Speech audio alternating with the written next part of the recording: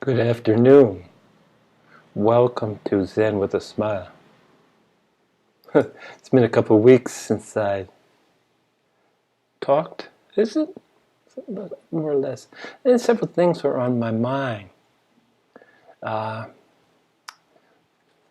First thing I want to talk about is it's something that personally happens with me. Those that are close that I hold dear.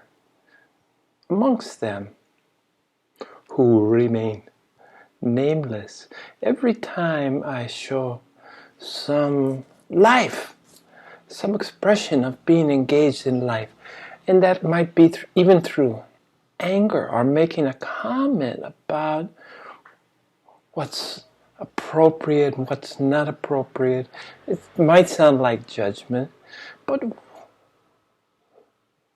this person labors under the false impression that enlightened and awakened being is a being of perfection, always in a state of grace, always forgiving, always loving,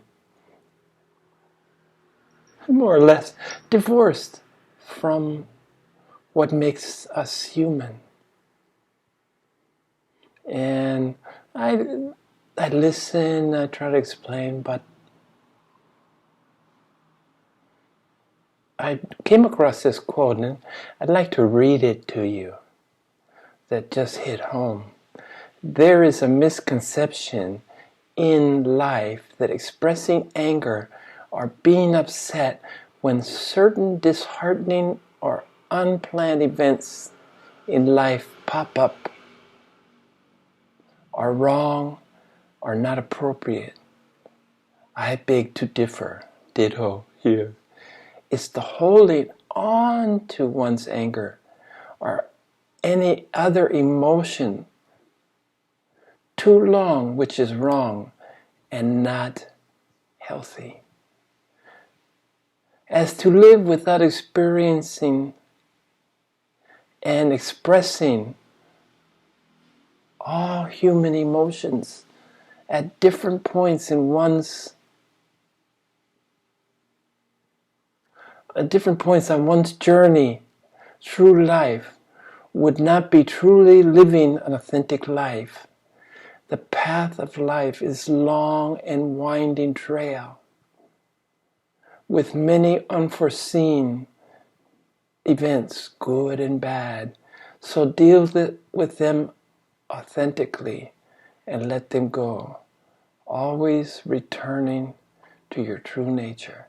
And I thank my brother Dennis Harris for saying it so well and so timely in my experience. Thank you again, Dennis.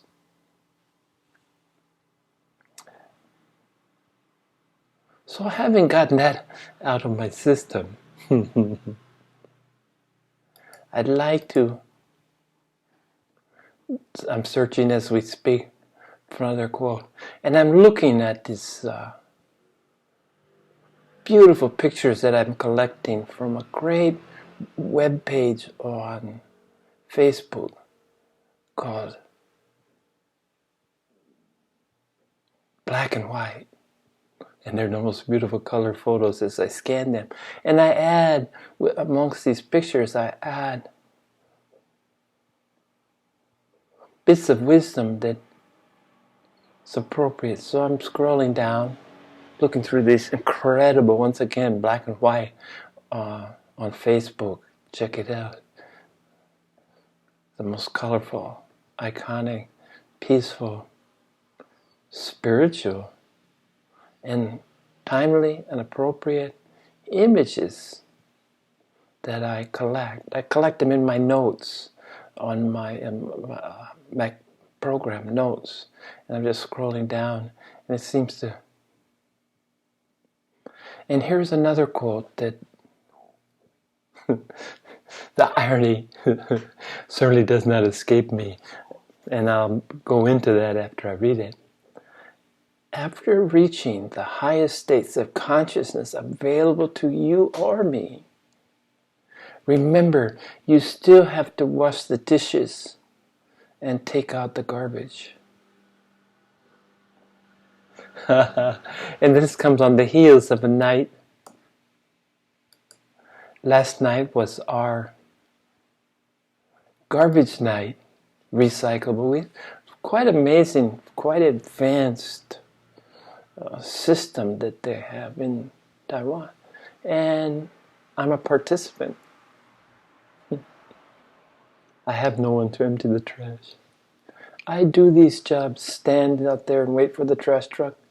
The first one with disposable garbage. The second one with recyclables.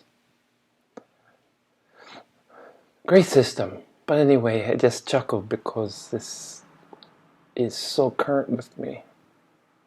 And as I'm looking at this image, I'm not too happy with the light. I think that my lighting system, I have from above, ambient light from the window, and then I have a stronger light. I think I need to put the light on this side, because this kind of, I see the image is kind of black and white. And I'm trying to keep my body balanced between these two pictures. Okay.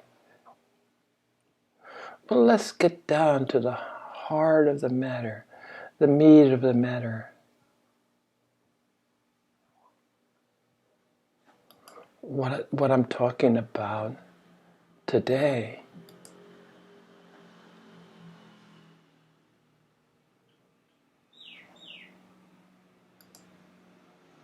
And this would be, I spent some time giving a history of me arriving at this place I'm currently in, where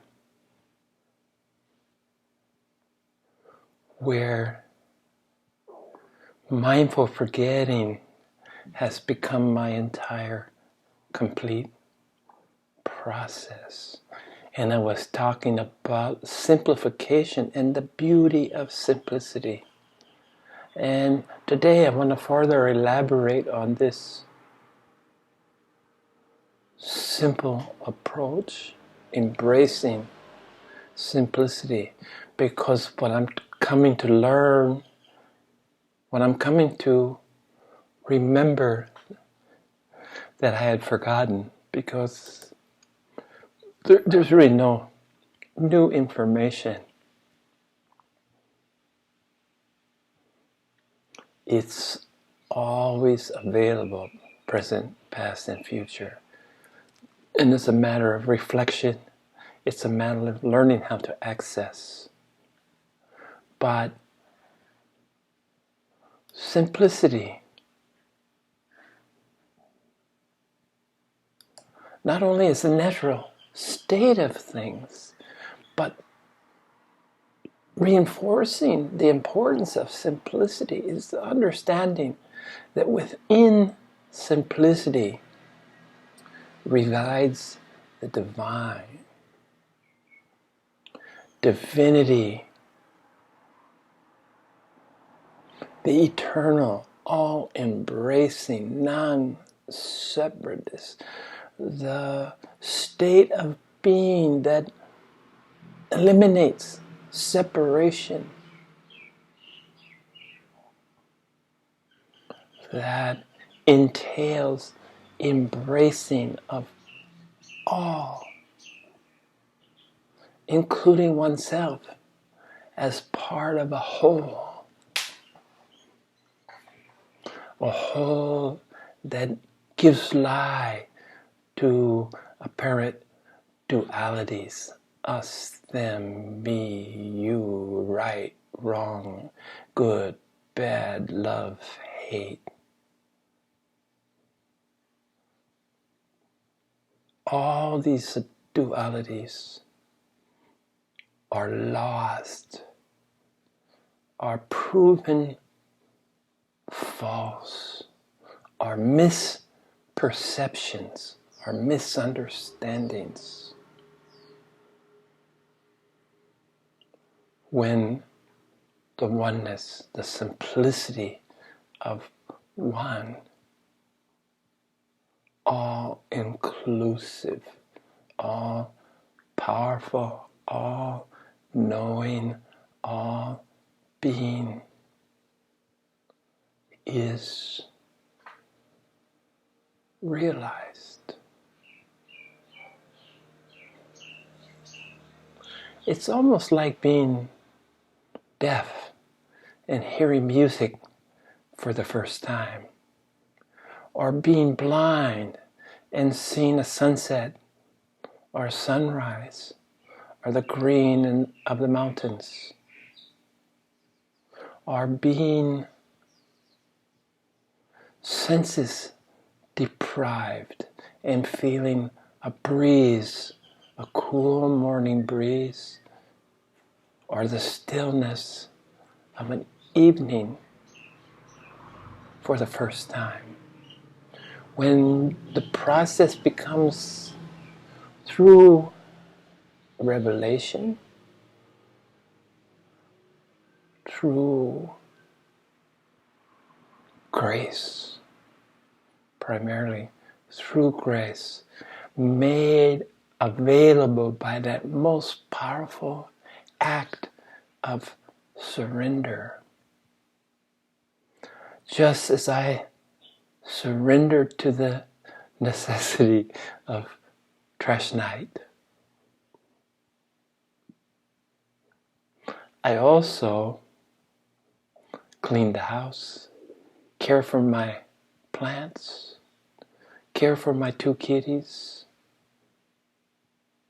cook. If I can use that word lightly. A lot of room for improvement in the cook, but I'm getting better at doing what I do. And because I've adopted, through process of trial, a pretty simple diet. Essentially, I eat the same thing every day and have been doing it for 6 years. So I found the foods I found the foods that feed my body, soul, and spirit. And then I stick to it, as my tendency is. Once you've found a good thing, there's beauty in repetition. And it's certainly simple, makes my life much simpler to cook the same foods for myself. What's motivating any impetus towards expanding the menu is that my poor wife, I cook for her, and I try, even though I fall in my own ways, of the different things I make for her become the same. And she needs to go spend a period of time where more variety is available to her. Here in the countryside, here as a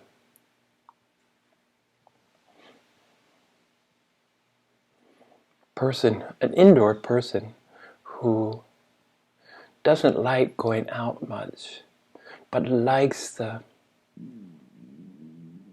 not have to go far to get variety.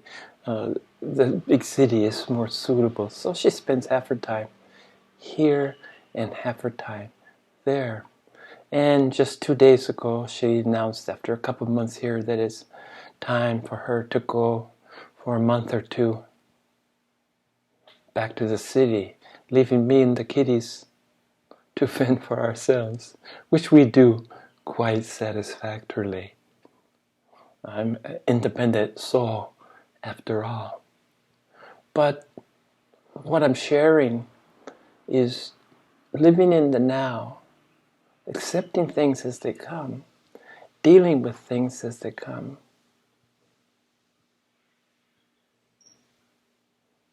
Reflecting on how best to react. When she comes to tell me these things, I can sense her hesitation And it's not easy for her to broach the topic because she knows how I feel about it. And essentially, I want her here all the time. Selfishly, perhaps. Or almost certainly so. So I have an opportunity to practice my immediate reaction, my physicality. How do I come across? And recently, she's mentioned that I look too serious most of the time, and she can't really tell if I'm angry or not. So I'm working on letting my happiness become more readily available for those that suffer my stern presence. But anyway, opportunity in the now. And honestly, between me and the camera, and you, whoever might be out there, I felt a tremendous down. Just, I did not want to hear those words. But I knew they're inevitable after 6 years of marriage. Half the time, probably half and half. Half the time we're together, half the time we're not together. And I have learned to make the most of the time that we do have, and do my best to make it enjoyable as possible, so that she may get less and less the need to be elsewhere. But she's a private person. She deserves her time alone. She deserves her time for herself. She deserves to have the things that she wants. But how does this tie in with simplicity?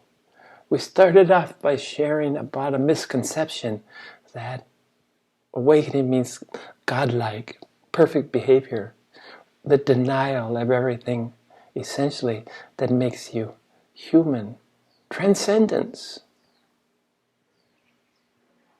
And I think transcendence is truly possible when it's time to leave the body.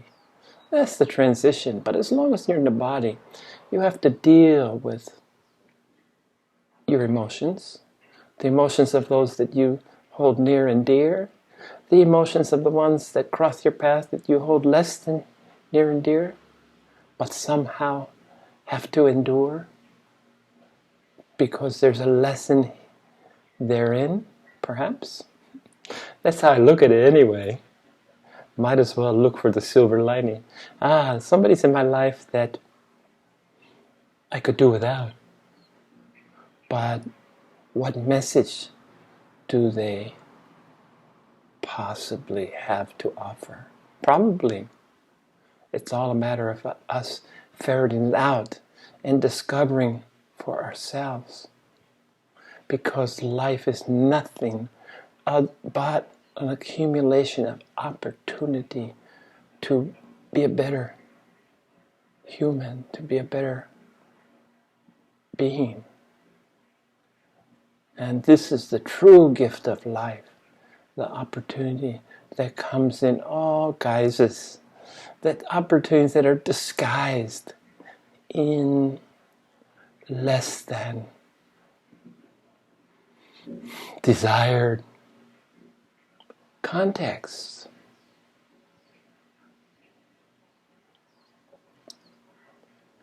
So, simplicity. Now my simplicity of my practice brings me more and more deeper into the divine, the presence of the divine, which is not out there, which is in here. It's beautiful. Isn't it a beautiful thing that it resides here and the passage to there is through here? What do you need if you walk around with yourself? What else do you need? The opportunity for to engage the divine lies within. All the answers reside within, lie within. Just as so obviously all the questions.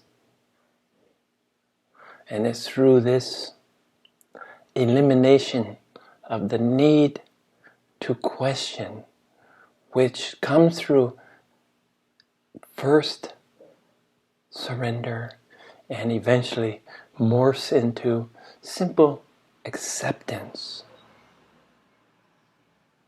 It is simply so.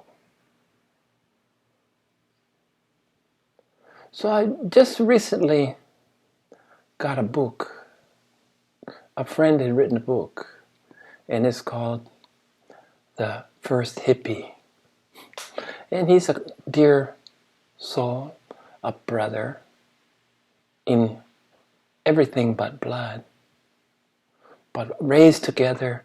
But he was 2 years, almost not quite 2 years older, and he was experiencing things before I did. And I really was in the center of the hippie. I was far from the first, and perhaps he was first because he was a hipster.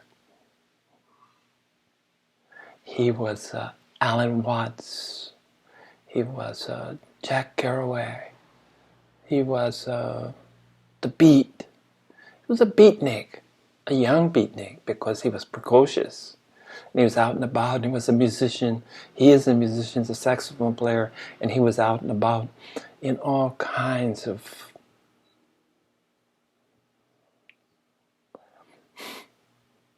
cutting edge at the time.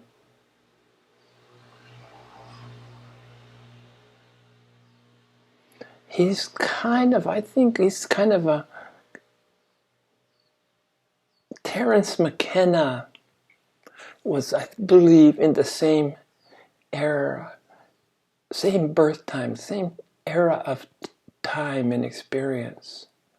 Anyway, my first reaction to reading his book was the verbiage is so dense, and he loves to play with words. He's a wordsmith, and that's something that I fancied myself to be, although to a purpose. And my first reaction to reading the book was, this is kind of pretentious drivel. Too many puns, too many play on words, too many obscure. Well, that's not fair, because I do love obscurity. I do love the references to obscure places and time that, unless you were there, unless you lived through that particular, it might not be relevant. But most of what he said is relevant. So that was the first initial reaction to the first few pages, was PD, pretentious drivel. And I thought, wow, how judgmental. And this is a dear friend and a very spiritually evolved being. And he's found it useful. He found his vehicle is through this. And so as I read further into the book,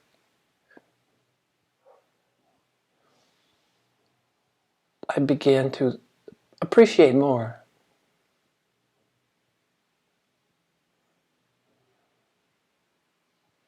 And it became less pretentious and less drivel and more heartfelt. But I had to work at it. I had to work to read. And having been a scholar and lifetime of working, lifetime of searching for meaning, lifetime of obscure references and delving deeply into them, such a wide range of esoteric experiences. Simply stated, I've just grown weary of the work. It's kind of a mental gymnastics, I know, and it perhaps wards off some of the ravages of old age to keep you sharp and alert. But just as I've surrendered to glasses only in the recent 5 years, I was pretty fortunate to live 66 years or so without the need of glasses. Or maybe I needed them, but I could squint and read. I could read the newspaper, and that was kind of my litmus test. And I didn't begin as much computer time as many of the younger people have. So I think the computer contributed to my acceptance or my need for glasses. My hearing is certainly not what it was. But what I don't want to, this is the ravages of age. And it seems very important to most, certainly my peers, certainly my generation, most of them, they want to look, think, feel younger than they actually are. And I've always wanted to not necessarily look older than I am, but experience the range of feelings, thoughts, challenges, problems that made me more precocious, that was to be older than my years. And having adapted was the process of arriving at mindful forgetting, mindful forgetfulness is a more all-encompassing way to couch it. But letting go. I let go of my self-image many years ago and stopped trying to prop it up. This is the ego. And I always knew that the ego was not me. It was rather a place that provided a certain amount of safe harbor element where you could be protected and easily definable. But as most things, I started rejecting the easily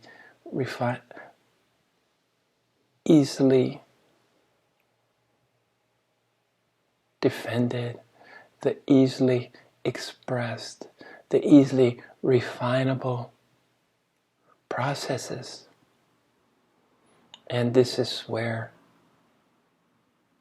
simplicity, and this includes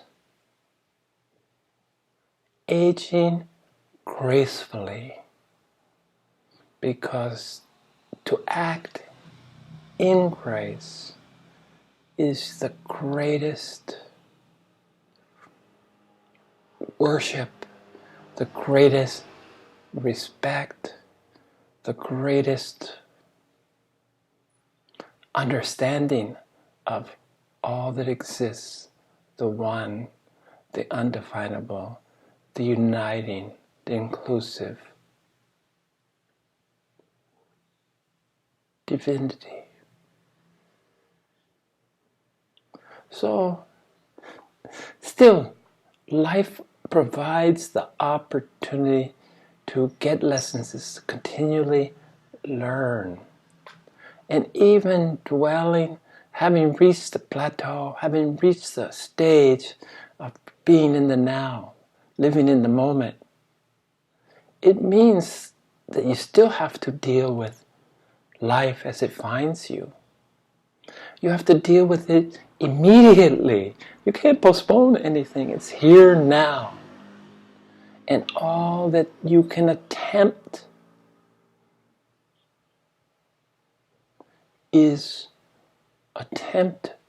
all you can attempt to deal with it is about your acceptance.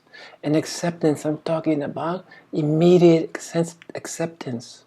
When my wife told me 2 days ago, I know my face betrayed me.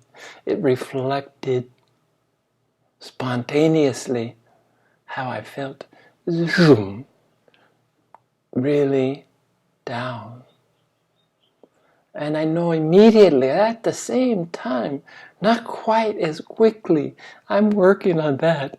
That's another beast altogether, because I express the inside on the outside quicker than lightning. So imagine that, to temper that, not control it, but to temper it, to modify, to try to slow down that instant, undeniable communication. Unless it's a positive, but let's face it, sadness, grief, disappointment seems to ultimately travel faster than happiness and joy. Such is the nature of the beast. So it's this effort to try to be as quick, as spontaneous, with a reasoned, a leveled, an inclusive, a loving, a comprehensive reaction to the moment is a task that keeps me busy all the time. And the only solace I can find is that